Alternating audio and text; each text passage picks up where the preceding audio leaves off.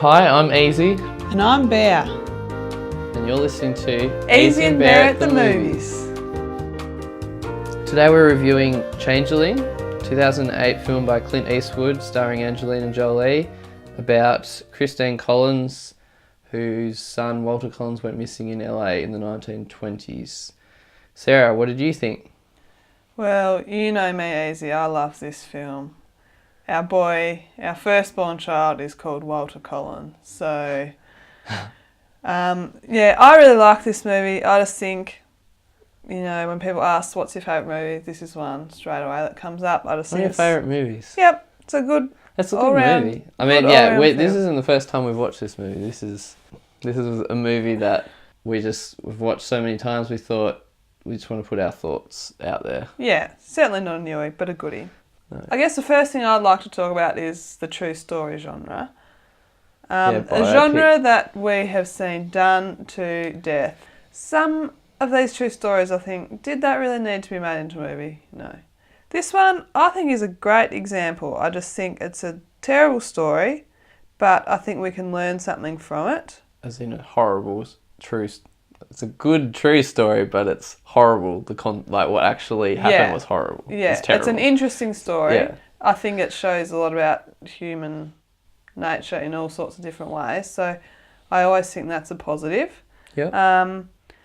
But yeah, I just think, although it strays from some of the facts, I think it does so in order to tell the story, and I think it does it really well. Yeah, it probably makes the story more meaningful or more universal by not going into every single detail about what actually happened. Yeah, which I don't mind. Yeah. Compared to the last film we talked about, casting was a big issue. I don't think it is in this one at all. Oh no, I like it. You don't think about casting at all, which I think is when you know that they've done it right. Yeah. Angelina Jolie, well, she's just a good actress, so she is probably, we said when we watched it again, she's probably too thin for to be realistic. She looks too sort of modern. Era. Yeah. And especially if you see the real Christine Collins, it's just sort of like she was pretty, she was quite heavy and just sort of staunch, whereas Angelina Jolie is so beautiful. But having said that, would you get as many people watch the movie if you didn't have someone like her? Yeah, and she acted it well. I think she did. It was just a little bit distracting, her hands, which I think that they're so skinny and her lips are so plump. Like I just think in those days, people weren't that skinny. That's a trend these days. Yeah. But anyway, we just said it was good and then criticised something. But all round, it's really good. Yeah, I really liked Captain Jones, Jeffrey Donovan. I thought he was just such a character that he's probably even more of a villain than the actual bad guy, to be honest. Yeah. I mean, I would say the same thing about him is he looks a little bit modern. He has really white teeth. Yeah, but let's get past that. Let's get past that. Yeah, okay. Yeah, no, he does. You automatically don't like him, which I think is what they're going for. But he's still like that clean-cut kind of... You believe that he's someone the city would respect. Yeah. But you really don't like him. Yeah. Yeah. He's easy to not like. Who I liked in the film is John... Is it Malkovich or Malkovich? John Malkovich. I usually do not like him. He drives me mad. I can't stand his voice. I don't know what it is about it. But he is a good actor. I will give him that. And in this movie, you just don't question him. It's just like he is this reverend that is out to save the world. Yep. Like, I believe it 100%. And he doesn't overplay the role. He's just in it for his little bit. And that's it. He's not some dramatic guy. He does a good job. Yeah, I thought he was really good. What else we got? I had that it was very Clint Eastwood. It's probably one of his best films, but it's just like his style kind of down to a T, like that old school Hollywood kind of... I don't know if it's shot on film, but I reckon it was. And see, I'm not that familiar with his films. What films would I know? Mystic River, Unforgiven, $1 Million Baby. Okay, I've seen none of those films. Gran Torino. Really? Yeah, I've seen the start of Gran Torino like 5 times. I've fallen asleep or whatever, so... Yeah, okay, so I can't really comment to that very much, but I think I get what you're saying in that it's. I know reading some of the reviews, people thought it was too Hollywoody, like it was too theatrical sort of thing. But not so much that. It is definitely like prettied up for Hollywood, but Clint Eastwood's style is just more like. It feels like the movies of those old westerns, not in the scenes, not in the settings or anything like that, but more in the style of cinematography and the style of the shooting and editing. Yeah, okay. Speaking of cinematography, as a videographer, how did you find that? Well, yeah, I guess that's what I'm talking about, as I could tell it was Clint Eastwood film. Yeah, okay. Well, especially watching it back again, probably the first time I didn't know, but because I wouldn't have known as many films, but yeah, when some of the shots, like even that shot at the beginning where it's comes into LA and it's black and white and then goes to colour, like a bit of saturation comes in when you get down to her house. Yeah. Like, I don't know, I just felt like that was kind of something Clint Eastwood would do. Yeah. I don't mind. I really liked a lot of maybe not so much the cinematography, but the lighting and stuff. It was obviously a very dark movie, which I usually hate, but I don't know. It just worked for me. I don't know why, but I loved the shadows and the dark house. And having lived in an old house, as we did, that was built probably in a similar era, it was really dark in that house. But it's still kind of beautiful. Yeah. Yeah. But I don't think, it wouldn't have suited being a well-lit film. So I think they've done well there. Yeah. I feel like it was honest. Yeah. I would just like to speak to the pace of the movie. Yeah. I just find sometimes these true stories... what did we see recently? A Light Between Oceans. Yeah. That was a really good film, but it sort of did lose me at times. It was just very slow. Whereas this one I felt kept up to the pace. Sure, they might have left some details out, but I don't have the running time with me, but I was never watching my watch thinking, how much longer have I got, which sometimes I do. Well, I think the film just kind of keeps revealing more about the story to you, and you want to know more as you go through, and it's probably like that when you look into the case itself and the things that are related. So I think they've kind of made that work really well in the movie. Yeah, I think so. Now, I just briefly like to touch on costumes as well. I feel like I sort of missed that. Maybe that was sort of in your whole Clint Eastwood sort of thing, but I really liked the costumes and all that sort of thing. It just was all understated and... Yeah, I didn't think about them, so they probably did a good job. A couple of people, when I tell them that I like this movie, they say, oh, that movie's depressing, or I hate that movie. Or not they hate that movie, but they don't want to watch it. And some say I didn't finish it because it's just too depressing. But I just think it's just real. I don't really think... I mean, it is depressing, but not everything in life is uplifting or whatever. And I think there still is inspiration in it, and there's justice at the end of some kind. So, but it's probably just reality in it a little bit of what people are like. And and I guess it can be seen as depressing, like he wasn't... should we say spoiler alert if you've never seen it? He was never found. Yeah. Well, I think in the true story they actually did find his remains. But anyway, nonetheless... No, they didn't. Well, no. Whatever. Well, but anyway. People live with that all the time. People live with things. Like, often in films we see things happen and it's all sort of resolved. But I think this is a good story of things don't always resolve and you live with that for the rest of your life. You move on. You don't forget, though. Right. Probably should move on to some reviews off IMDb. Sure. You can do the first one if you want. I've got one here from MJ Aracena from New Zealand. And it's got a warning, this review may contain spoilers. What's the title? Between Detail and Detail. They've given it 7 stars. The production design and Angelina Jolie's performance dominate this lengthy but rushed tale by director Clint Eastwood.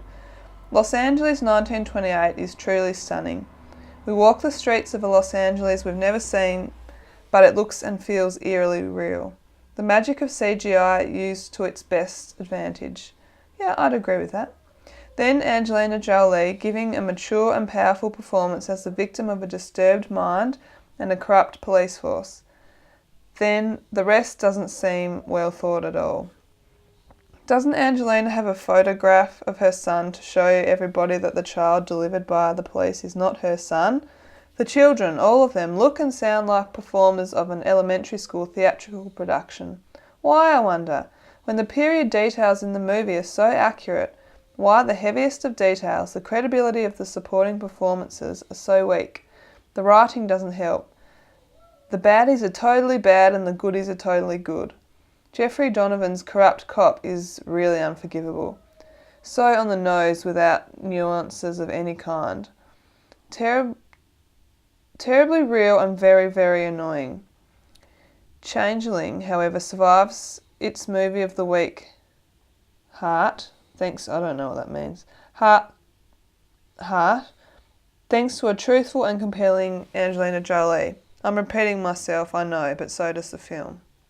I don't agree with most of what that person said. Yeah. I think that probably won't surprise anyone who's been listening so far, but the thing about the photo, they probably, in 1928, you probably wouldn't have a photo of your child. You probably had one photo. Exactly, so that's and she'd probably given rubbish. it to the police. Yeah, and you wouldn't probably have one to walk around with, so you probably need to think about the realism of the actual era there. And I do sort of know what she's saying about the kids. I can sort of see that. The kid actors. What did they say? Sorry? That they looked like they were out of an elementary school theatrical production. Oh, I thought they were pretty good. I didn't think that, like, because you see sometimes they're terrible. Yeah. I definitely pass them. I think that's probably a bit and like the whole thing with the baddies are totally bad and the goodies are totally good. That's what I mean when I'm talking about Clint Eastwood. Like that's that traditional Hollywood kind of story, and that's what the westerns are like too. Yeah. I mean, like the goodies probably have a little bit of bad in them and whatever, but they have a bit of grit and whatever. But I like it. Didn't bother me. Anyway, what have you got, Easy? Got one from Jeffrey Lamb, Ireland. Prepare to enjoy. So you can see what he might say. 9 out of 10. Clint Eastwood has done it again. A marvellous story, well acted by all. If you like slow burning story building with a proper ending, well, this movie is for you. It is probably 98% 30s LA, which is good enough for me. Miss Jolie played her part extremely well along with all the young cast, although the bad guy might have been a little bit more creepy. Having said that, it was not all about him, but about the emotional journey ridden by a mother who doesn't know which way to turn. There are questions answered, some not answered. However, the unanswered questions keep the movie charged. There is a good mix of good cop, and knight in shining armour, good friends and bad friends. It is definitely a roller coaster of a journey to be fulfilled and enjoyed by all who can appreciate a good story. Yeah, I think that's just a nice review. Yeah, I think that's good. It's just from a movie watcher who enjoys it. Yeah, that's right. I like that one. This one's a bit lengthy, so you might edit some of it out, will you? Oh, I don't know. I might give a little skip ahead. Okay. Thing. Yeah. So this one comes from BJ Bat IMDb. I hope that doesn't mean something rude. That's from Wales. Vastly overrated treatment of an amazing story. I liked this movie less and less the longer it went on. Eastwood is an interesting director, but his biggest fault lies in his inability to see the wood for the trees. Like the latter-day Spielberg, he just can't bear to end the movie or at least cut out scenes which stretch the patience. There are long, tedious swathes of this movie. The hearings at the end, the trial of the killer, which could have been drastically edited, or, in the case of the outcome of the hearings, cut completely and dealt with in text at the end of the movie, or in a far more succinct denouement. Conversely, there are parts of the story dealt with so briefly that they are simply confusing. The reason why a small boy would pretend to be a missing child, how he got the idea and who encouraged him are inadequately provided, and the solitary scene of the boy being left as collateral in a diner is a scant compensation. It's a testament to the slightly unfocused film that I felt it necessary to read more about the real case online when I got home, just to fill in the gaps. In my e-travels, I found an interview with a screenwriter who says he didn't want to glorify the heinous crimes which formed part of the story, but he wanted to focus on the personal tale of Christine Collins and her disappeared son. That's all very well, but it was only really in the scenes involving the crimes that the film really felt alive and driven, instead of melodramatic and pedantic. If I had to see Angelina Jolie slap her heart and shout, "I want my son," one more time, I'd have wanted a refund or earplugs. Jolie has had lots of plaudits for her role and she was good, but I found her lips so distracting that I can hardly judge. Against a muted period palette, her scarlet protuberances, often in the act of grief-induced quivering, intrude like two giant red jellies in a pot of porridge. This is not a bad film. Parts of it are very good, and some of it's shocking, but someone needs to let Clint Eastwood know the line between drama and melodrama, taking the time and tedium and attention to detail and pedantry. I would have given a 6, but I'm giving it a 5 in an effort to drag the ridiculously high score down to a sensible level as quickly as possible. I'd just like to speak to this person for a brief moment. What sort of movie are they wanting to watch? Yeah, I guess they're entitled to their opinion, but this is the trouble with the true story biopic genre, is that there's people who want realism in everything. And I think if you did go and spell out some of these things, like about that boy, why he wanted to do that, it takes away a bit of the mystery of the film, but also, because in real life you don't get explanations for these things, and also some people are just mysterious and weird, and that kid was, so I don't think it needed to be spelt out why he did that. No. And if you did spell it out, it'd probably become a really boring movie where it's basically like a documentary, one of those weird TV movies where they act out everything. No, and I just think this movie would have been 5 hours, because if you had have thought, okay, what's this kid doing? What's this about? Let's explore that. See where he was born, what his parents are doing. Then you'd be complaining about tangents and not sticking to the main story. Because that's really got nothing to do with the story that they're trying to tell. Maybe they could make a movie of that child's life. I don't know, but yeah, because you could also explore there's all sorts. Well, yeah, they said that the writer said they didn't want to go into the heinous crimes, and I've looked a little bit too at the real case, and I can understand why he didn't, because I don't think you need to illuminate some of the stuff that happened at that ranch. It was horrible, and it was worse than what was shown in the movie. I mean, he's made to look like a horror movie character. I don't think it was quite that dramatic. He was a horrible person, but it probably was quite normal. Seemed what was going on probably looked normal to the outside world. Yeah. So it wouldn't have appeared so dramatic. But yeah, I just don't really see how you need to go into these things in full depth, because you just need to leave some things to your imagination, some things to mystery a little bit. I know. I'm certainly against... films seem to always want to be more graphic these days, and rather than just hint at something, they always want to know... They want to see the person be sexually abused or whatever it is, and you don't need to see that. I don't think it's healthy. No, that's right. It's not good filmmaking, I don't think it's good for society to be seeing that, because teenagers are going to watch this movie. It's just shock value. It's not a proper film that gets you in. It's just not very clever filmmaking, I don't think. I agree. So I think that's what we've got to say to you, Mr. BJ Bat. No, he's entitled to his opinion, but is he? He's allowed to like or not like a movie. There was something about that.